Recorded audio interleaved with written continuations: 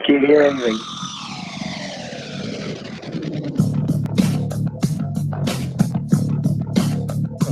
Can you hear anything? I can hear it now. I got it now. I can hear it. Good morning, everybody. It's the Rob from 1061 Kiss FM here with my tag team partner in podcasting, hearing impaired, Jerry Valeri. Good morning, Jerry. Good morning. 4 days. 4 days and we're together. Is it even that? Yeah, I mean, I'll see you Friday. Yeah, Friday night. Yeah. So. It's pretty exciting. We get to watch Roadblock End of the Line together. By the way, I hate that. I don't like the end of the line, like how we have to include that every time we say Roadblock. Roadblock End of the Line, and I assume that is in reference to Sasha and Charlotte.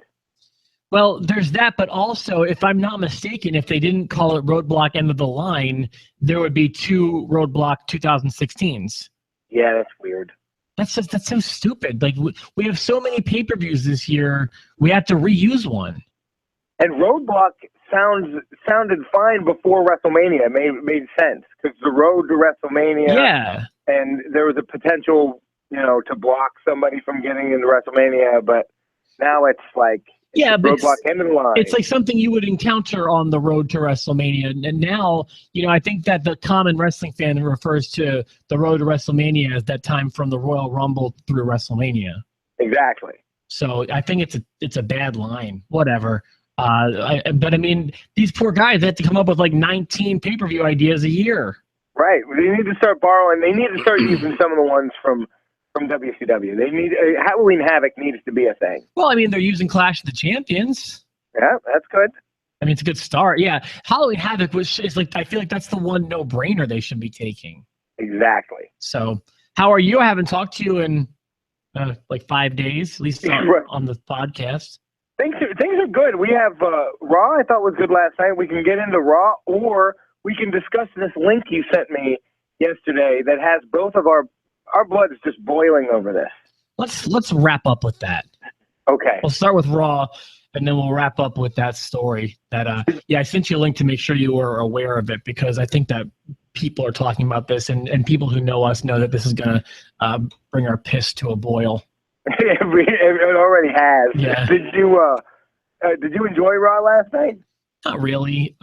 It was a long show that I found myself, farting around on Amazon or Facebook, and with a 2-hour SmackDown, I just find it to be so concise, a much easier to digest, a smaller pill to swallow, maybe is a way to put that. Right, I totally get that. I enjoyed it, but to be fair, I was also goofing around on my phone or on the computer, and I emptied the dishwasher during a match at one point. Yeah, I do that stuff too, especially with Raw.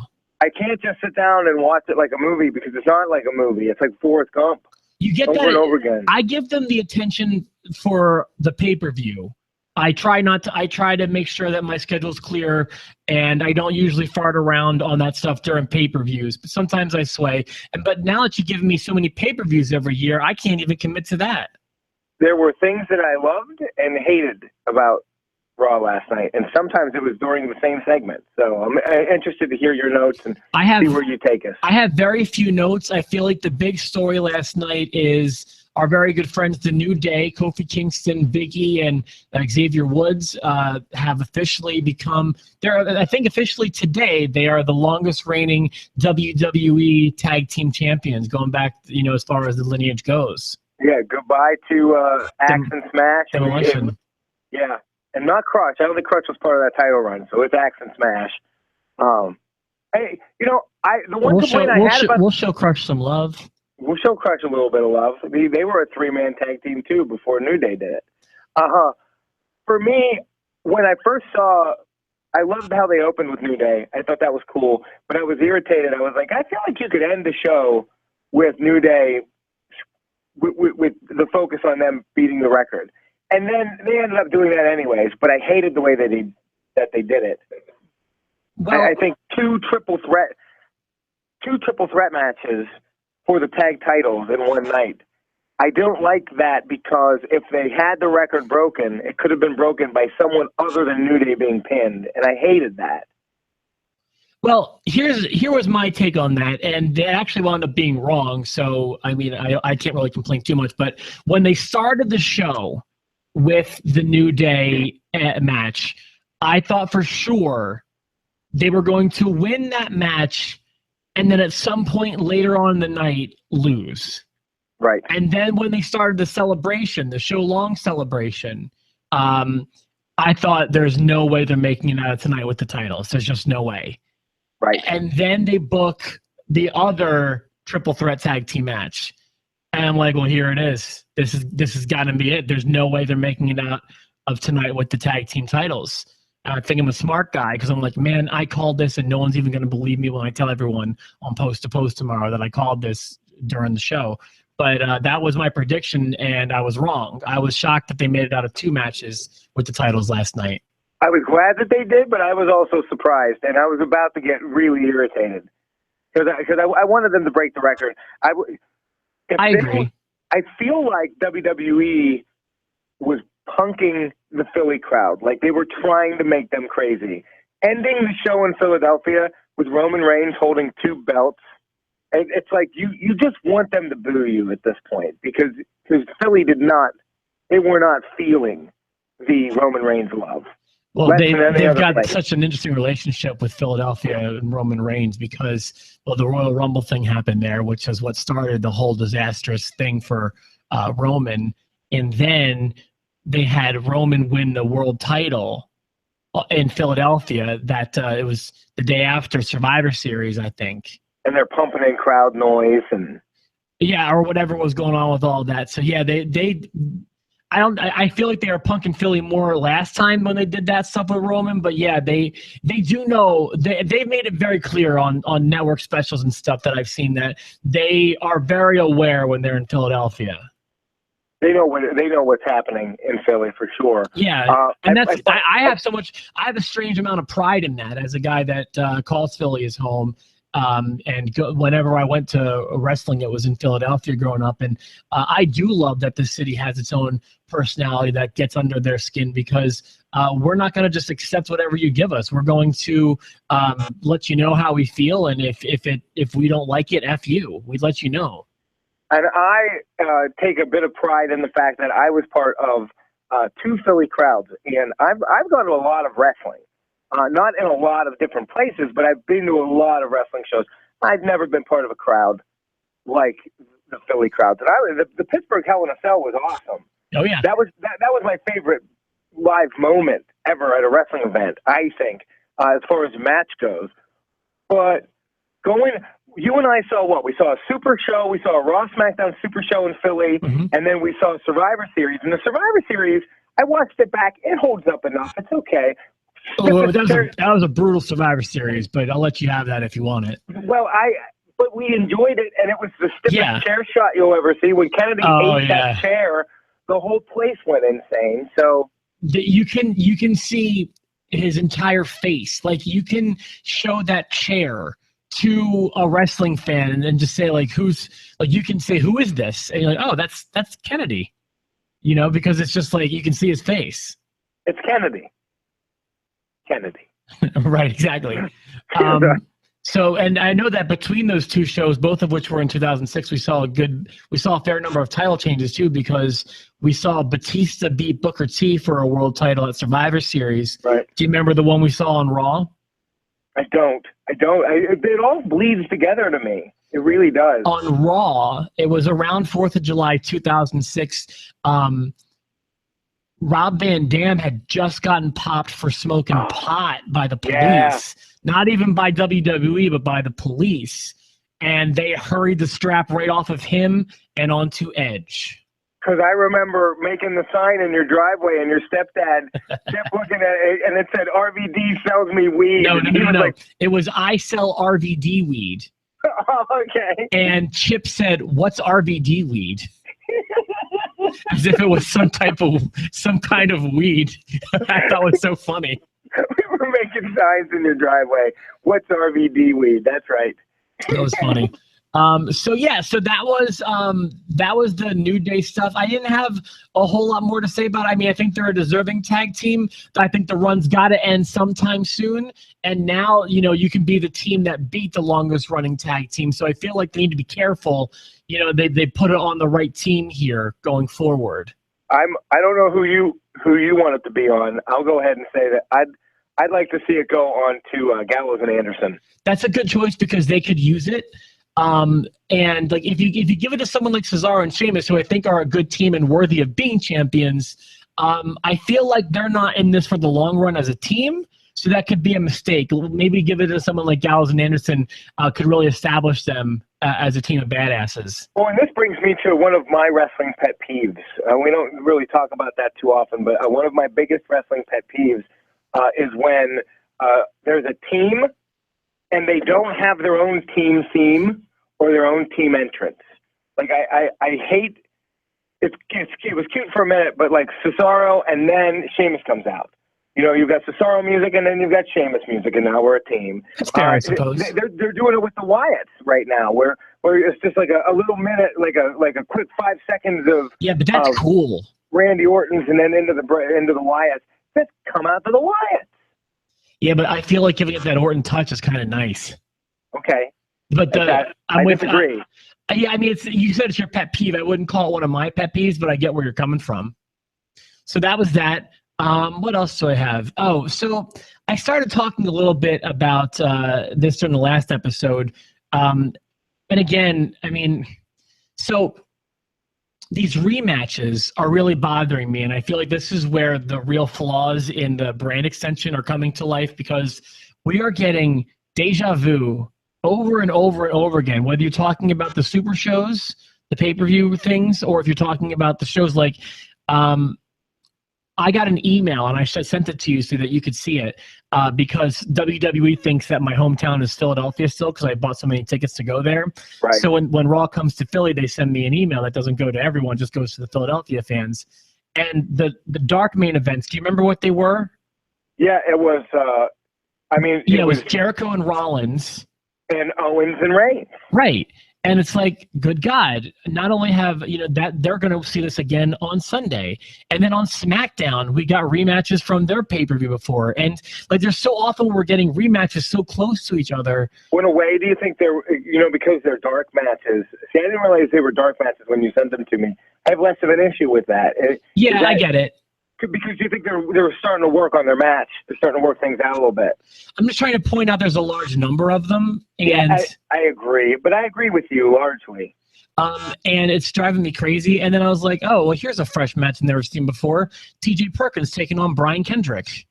Oh. I mean, like, I feel like I've seen this title's been around for what, 2 months, 3 months? I feel like I've seen this match 9 times. Right. I mean, do you not feel that way? I do. I do feel that way. By the way, can I go ahead and give line of the night? Yeah, I've got one. To your boy Gallagher. Oh, mine's not from him. What do you have? And it's I wrote the note on my phone, and I'm using my phone to record myself, so I'm going to have to go from memory. But when he came out and he was like, as an extraordinary gentleman, I'd like to announce my intention to interfere with this match. I just absolutely love his character. I love his style, and I thought that was line of the night until Sami Zayn said, "I'm worth 100 Eva Marie's." I didn't even think of those. There's no way I'm going to be able to get through my line of because I wrote this down twice because. I'm worth 100 Eva Marie. One of my notes was take that, Eva Marie. Yeah. All right, I'm going to try my hardest to get through this line without laughing because I had to write this down twice last night because once was on my Corey Graves Twitter at Corey Graves said, and then once was in the note in my phone. Actually, I had to do it a third time because I also wrote it into the computer so that I can read it here without having to go on my phone. Every time I laugh to the point of tears. Okay. I'm going to give you a line that, again, it's subtle, and I bet you a lot of people weren't laughing about it, but when you hear it read back deadpan, I defy you not to laugh at this. All right, Jerry. I'm gonna put the camera on you so that. Okay. All right.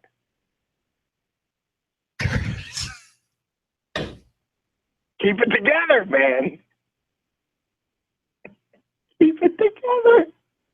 All right. All right, ready? Curtis Axel thinks he's going to come out here and play Paul Bunyan. The sad reality is Braun Strowman would make barbecue out of Babe the Big Blue Ox. I had that written down too, but Babe the Big Blue Ox. I was like, because the only connection to this, I'm crying, to this with anything in the match was that Michael Cole had just called Braun Strowman the Big Redwood. And, well, no, and because Curtis Axel is now going by the Axeman. Yeah, okay. So it's like, oh my God. He's like, oh, in my head I got a connection. Okay, who chops down trees? Okay, Paul Bunyan. All right, so then how can I turn this into? All right, well here, Curtis Axel, he's going to come out here and play Paul Bunyan, and then Braun Strowman, he's going to take Paul Bunyan's best friend, Babe the Big Blue Ox. Everyone knows Babe the Big Blue Ox. He's going to turn him into barbecue. Like I can just imagine this joke coming together in his head. I was losing it. It just because that's the way his brain works, and I just loved it. It was just so Corey Graves.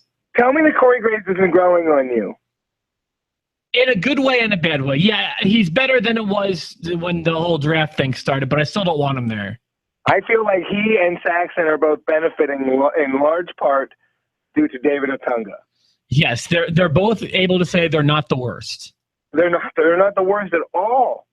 I'm going to try to get the line of the night one more time without laughing. Okay, please. Curtis Axel thinks he's going to come out here and play Paul Bunyan. The sad reality is Braun Strowman would make barbecue out of Babe the Big Blue Ox. Congratulations, Corey Graves. That is something. I have one other note from the show, and I'm skipping way ahead of the main event, but nothing spoke to me last night. Oh, you know what? I do want to mention I thought Lana and Rusev did a good job. I think that was fine to me. You know, to go way back to one of the original post-to-posts that you had done with Eric, I remember he had a prediction about Rusev, and Eric knows his stuff when it comes to wrestling. One thing he was wrong about, and I remember disagreeing with it, was that he always thought Rusev was just going to turn into like a comedy bit. He's admitted many times that he missed that one. Yeah, you know, and I thought that he might have been starting to get right when Cena took the belt from Rusev. When that whole feud ended, Rusev was kind of just lost at sea. With the feud with Dolph Ziggler was embarrassing. There was just a lot of bad there, but I think Rusev is back. I think he's done a very good job. Him and Lana both. Yeah, I think they did a fantastic job. I actually think it was smart to hold Enzo off the show last night to sell the injury. And yeah, I thought it was a well done segment. And I don't know what it is, but Lana keeps getting hotter and hotter every time I see her. She's amazing. I don't know what it is. So there's that. The only complaint I had about that main event, the tag team match was fine. I hate, and there was one thing in the match that I hated last night. When stuff doesn't look real, it just drives me crazy. And I never need to see a 6-man superplex ever again. Yeah, I mean, I get it. It's like, woo, look at that spot. But it looks so forced. That would never happen in real life, and I hate it. You couldn't do it without real, true cooperation. Right. And when it happens with 3 people, it's one thing. Like, I can, once in a while, I can suspend the disbelief to think that, you know, someone could be going for a superplex and then someone could sneak in and turn it into a power bomb and it looks cool. That I can do. I can't do 6. I'm sorry. Too much. Yeah, so that was my only complaints about that. Is there anything more from Raw? I feel like we're kind of glossing over it to get to. I mean, we could just be done. I'm very curious how we're going to pick matches on Thursday when it comes to the Sami Zayn match, because I guess it's just a 10-minute. Like, if he survives 10 minutes, he wins. Oh, I have a strong opinion about that. I think I know it's. Well, wait, is that the stipulation? Yeah, because Mick Foley said, I'm giving you 10 minutes. That's that doesn't mean that if he makes it 10 minutes, he wins. It just means that he's got 10 minutes to impress him. I think that I think they're going to WWE this, and I think it's a 10-minute time limit. Yeah, I get that, but that doesn't mean like nothing happens if he loses, right? Well, if he doesn't win in 10 minutes, or I think if Braun Strowman doesn't pin him in 10 minutes, Braun Strowman loses the match. Okay, what if it goes to a draw? You think? I think that's the stipulation. I think Braun has to pin him in 10 minutes. Oh, okay. Let's. I'm going to look for further clarification on that, but I do have an opinion about that. Okay, but let's get to the story that's really got our, as you put it, our piss to a boil. Yeah. So there's the story. I see a lot of people talking about it involving Kevin Owens and a fan at ringside, and I don't even want to say the fan at ringside because we can't blame the fan at ringside. It's the fan at ringside's mother. It's a 7-year-old boy at a wrestling show, and the mother is going to raise a monster.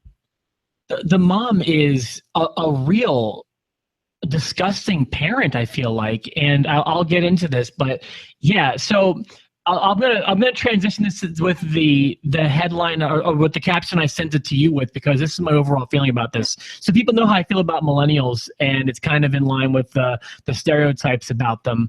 I feel like this is now the generation after the millennials, and how we are raising a whole, not we, I don't want to say Jerry's doing it or I'm doing it, but society in general is raising a whole bunch of crybabies. And I think that millennials and even to a degree Generation Xers are the ones raising it. Yes. We're raising the problem because this woman is you're in my age group. I know women like this because my kids go to school with kids whose parents are exactly like this woman. So let's bring people up to speed. Parenting at its worst. Yeah, so here's the real story, and it's quick. So they're at a house show, I think, and they probably got some good seats because they're ringside. And the kid is wearing a Roman Reigns shirt, and Kevin Owens is jabber-jawing with him, the way heels do, the way heels have always done. The way they're supposed to do. Yeah, exactly. That's what their job is to do, to make the crowd upset.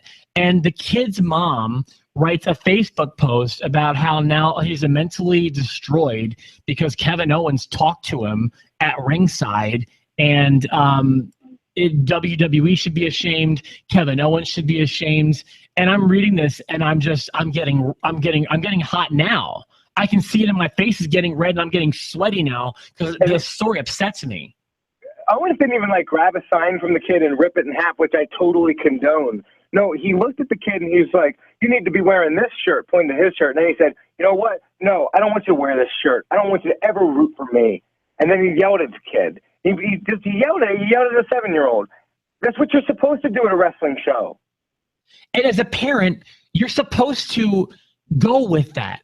And you're supposed to say it's disgusting to him, and we don't like Kevin Owens anymore because he's a bad guy and he said those awful things to you. You're not supposed to be like you were assaulted, harassed.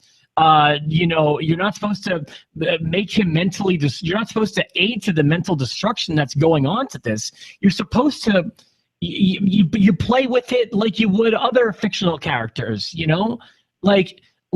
I'm trying to think of a good example, but think of Here's a great example. 10-year-old Jerry Valeri is with his father at the Johnstown War Memorial. I'm front row. Dad has front row seats. I'm right in the corner.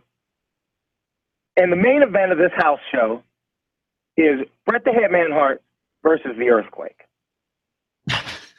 Okay.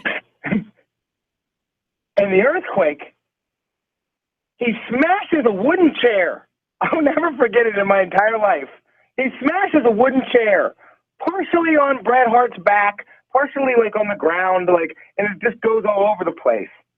And wood splatters in front of me, and it's in front of me, and it happens. An Earthquake, this giant, huge mass of a man, he looks at me, and he starts screaming, "What are you going to do about it? What are you going to do about it?" And he's in my face. And my dad looks at me and says, "Go ahead. Call him the A word."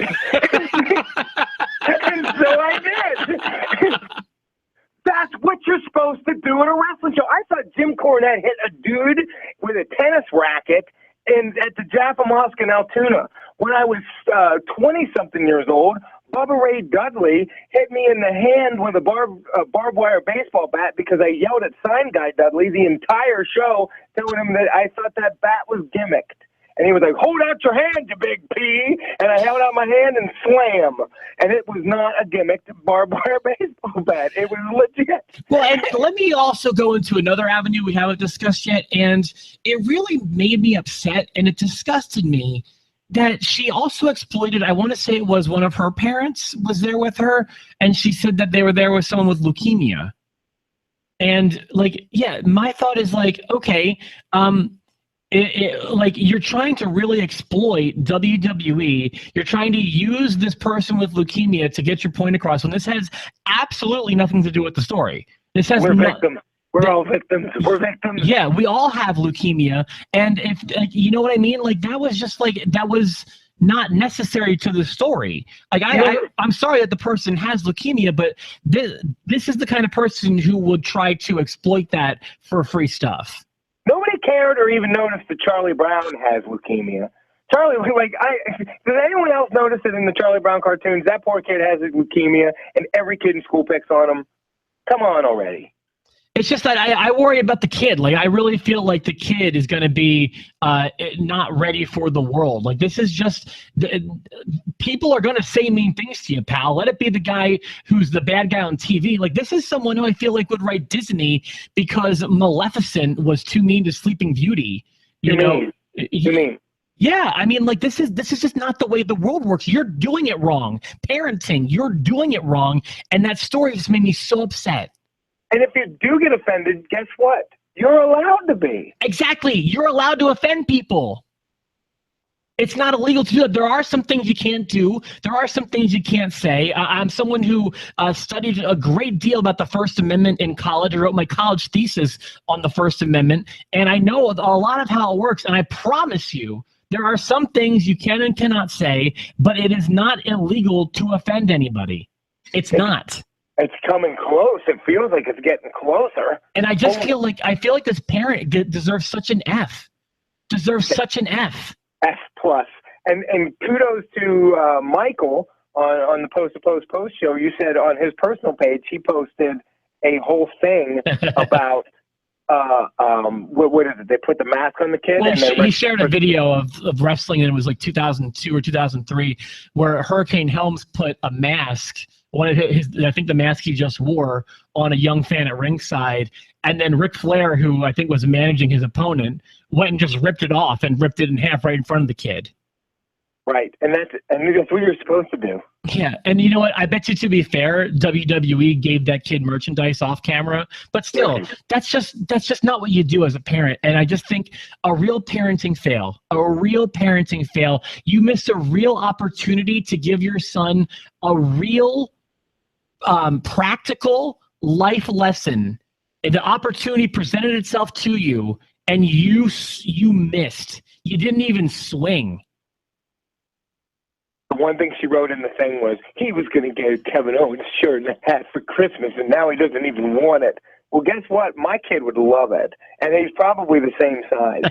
So, like, I'll take him. Oh, you know what? We should really try to find her on Facebook and see if we can get her to give that to Evan. That'd be great, because Evan was a big Roman Reigns fan until I told him that Mr. Rob is coming to town. Mr. Rob doesn't like Roman Reigns, and then he said, "Well, I don't love him anymore." I love that story. But Evan is going to grow up to be the opposite of this woman's son, and I don't want to blame the son. The son did nothing wrong. Oh, yet, but he will be an awful human. But we can root it. We can see exactly where it was rooted to. You know, it's just like, it just bothers me. So I just want to talk. I'm glad that we talked about that. I'm glad that we feel the same way about it. And hey, if we're wrong, feel free to let us know in the comments or whatever. And I'm prepared for that. And trust me, I can take it. But and I'm not a parent, and people will sometimes say my opinion is invalid because I'm not a parent. But I'm telling you, that's not the way you do it. It's just not the way you do it. Well, I am a parent, and I'll tell you, you're absolutely 100% right. And just because you're a parent doesn't mean you're an expert on parenting. there are a lot of people that don't have kids that know more than what I'm doing, and I'm doing better than most of the people I know with kids. You're doing a great job. You're a parenting inspiration as far as I'm concerned. Well, I'm raising a maniac. I mean, Evan is out of his mind. He's out of his mind. I mean, the thing he says, that his like go-to phrase now is "What the nuts?" Oh my God, you can do worse than that. Well, you could. You could. He swears when Mom's not around. I hear him. I think you told me a story about that before. But you know what? When he's almost in a Nine Inch Nails concert, you have the right to drop the F-bomb, I feel like. Practically. So, yeah, I mean, he's learning. All right, man. Hey, thank you so much. Our final episode of 2017, unless we may decide to get fancy on right after the roadblock end of the line. Right, because we'll both be on the same couch watching that thing. Exactly, and I can't wait. But our last official episode is coming up on Thursday, so be here. For myself, the Robin, my tag team partner, the hearing impaired, but the parenting inspiration, Jerry Valeri. Have a great day, everybody. What?